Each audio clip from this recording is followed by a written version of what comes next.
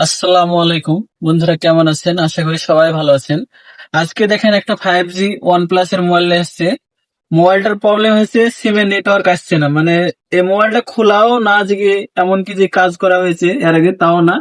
ফোনটাতে কেন সিমের নেটওয়ার্কে কাজ করছে না আপনাদেরকে আমি দেখাচ্ছি। এই ফোনটা লক ছিল, আমি লকটা খুলেছি। তারপরে আমি আর যখন আইএমইআই নাম্বার চেক করলাম, তখন এটা ব্ল্যাক লিস্ট দেখাচ্ছে। দেখেন, *#06# যখন টিপলাম, এই আইএমইআই নাম্বারটা আপনারা যে কোনো মোবাইলে সার্চ করতে পারেন। সঞ্চার সাথী অ্যাপ, যেটাতে এদের সার্চ করলে আপনারা সর্বপ্রথম খুলবে। খোলার পর আপনারা এখানে যে কোনো নাম্বার দিয়ে লগ ইন করবেন।